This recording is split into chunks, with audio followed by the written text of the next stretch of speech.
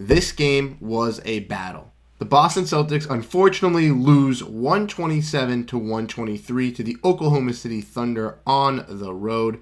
And after a game which was a back and forth domination, the Celtics' late game fourth quarter heroics were just not enough for this Oklahoma City Thunder to pull away with the victory. We'll be breaking down post-game breakdown, looking at the stats and post-game analysis, diving deep into this game. Welcome back to Celtics Digest. I'm Bruce Veliz. But before we get into any Boston Celtics news, I'd like to say that roughly right around 80% of our viewers are not subscribed, and would greatly appreciate it if you hit that big old red subscribe button and join the Celtics Digest family. We're getting closer and closer to our goal of 3,000 subscribers. So if you guys are new here and want to make sure you stay up to date on daily Boston Celtics coverage, make sure to hit that subscribe button and join the family. We know you won't regret it. But let's dive into the news at hand today. So to make sure to grab a snack, as today is going to be a jam-packed episode as we dive into this post-game analysis, looking at the Celtics losing a thrilling game. But before we dive into the team stats and the box scores, looking at how great the Celtics played and how great the Oklahoma City Thunder played, I want to give my analysis of the game that I watched. And I want to know your guys' thoughts and comments as well. So leave them in the comment section down below. Personally, Celtics and Thunder game was a classic offensively. Both teams were having some missed shots but had some big runs offensively early on in the first half. But it was just mainly a Shai Gilgeous-Alexander classic where he absolutely dominated the first half versus the Boston Celtics. And with the Oklahoma City Thunder playing very great defensively and Jrue Holiday and Derrick White not being able to stop Shai Gilgeous-Alexander and the Thunder playing great paint defense, the Celtics had to resort to shooting a lot of threes, and in the first half it just wasn't falling. The Jays were very unsuccessful in the first quarter, and it looked like it wasn't going to be a very successful night for the Boston Celtics. When we get to the third quarter here, Shai Gilgeous got into some foul trouble, and the Celtics looked like they could have brought it back. But again, they just had some rough three-point shooting. They had some good overall rebounding and some great, better paint defense in the second half, but it just wasn't enough. But in the fourth quarter, they just lit up a spark. Derrick White started hitting some shots. Jayson Tatum started attacking the rim. And Kristaps Porzingis, the main superstar in tonight's game, was absolutely dominating throughout the whole contest and was bringing this team back. Unfortunately for the Celtics, though, the Oklahoma City Thunder just had too big of a lead too late, and the Celtics just couldn't bring it in, just because the Celtics were just always down 3 or 4 points, always having to foul. But let's dive in looking at the team stats. As you guys can see, the Celtics shot 45% from the field compared to the Oklahoma City Thunder 53%, and 37.5% from 3 compared to the Oklahoma City Thunder's 45%. So they shot worse than the Oklahoma City Thunder, and the Thunder played better defense for them, ultimately having the Celtics to lose tonight's game. But it's no big overreaction. The Celtics can lose these type of games, especially to good teams, and they were on a big win streak, so it's okay. Celtics shot 83% from the free throw. They did outshoot the Thunder from the free throw and taking 12 more free throw shots, which is great. And they out-rebounded the Oklahoma City Thunder 47-38. They grabbed 7 more offensive rebounds and 2 more defensive rebounds. Ultimately, that helped the Boston Celtics a little bit in getting some second chance points from those threes, but it couldn't help them bring it back. They had 1 less assist compared to the Oklahoma City Thunder, 34-33. They were tied on blocks and steals at 10 and 7 apiece. The Celtics, having 4 more turnovers and 4 less points in the paint, led the Oklahoma City Thunder to lead them in those categories, while the Boston Celtics had 15 fouls compared to the Oklahoma City Thunder's 32.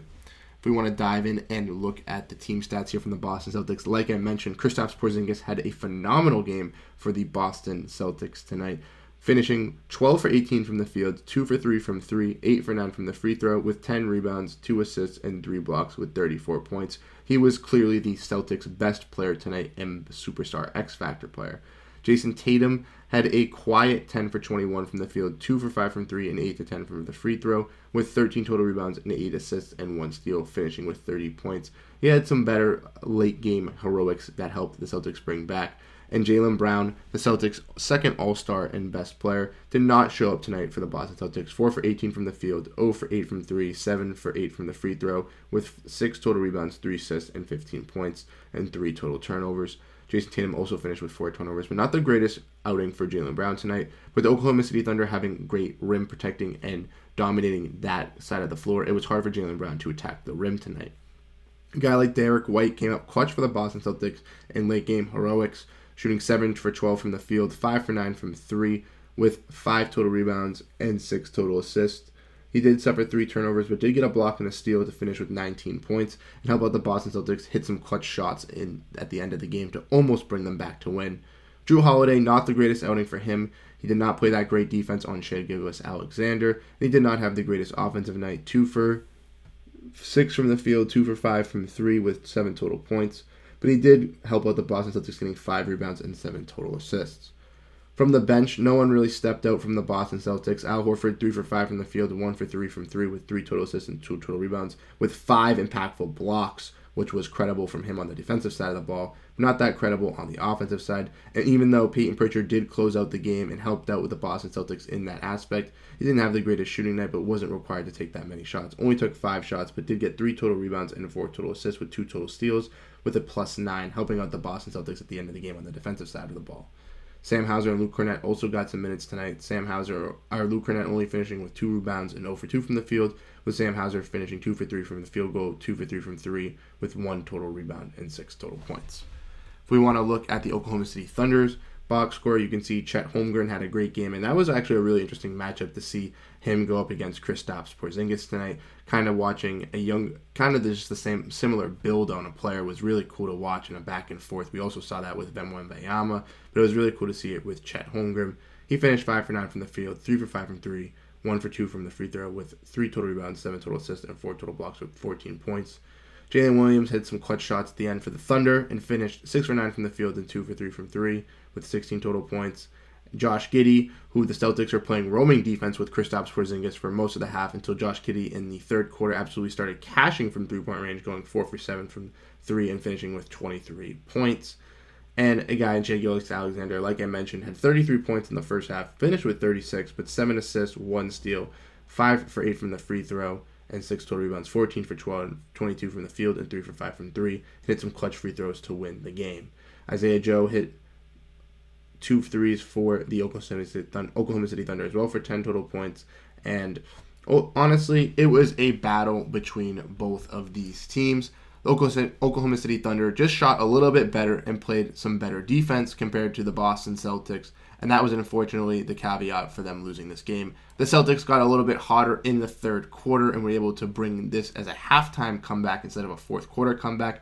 I desperately think that they could have gotten this victory, and we would have been a lot more happier going into following tonight's game. But honestly, it's not really that big of a reaction. The Celtics can lose these type of games, and it was versus a very talented Oklahoma City Thunder team, and it was a very competitive matchup that was very thrilling to the end. So let me know your guys' thoughts and opinions in this game versus the Boston Celtics. I'm totally not worried as the Boston Celtics get ready with their tough schedule as they head on in their next couple games.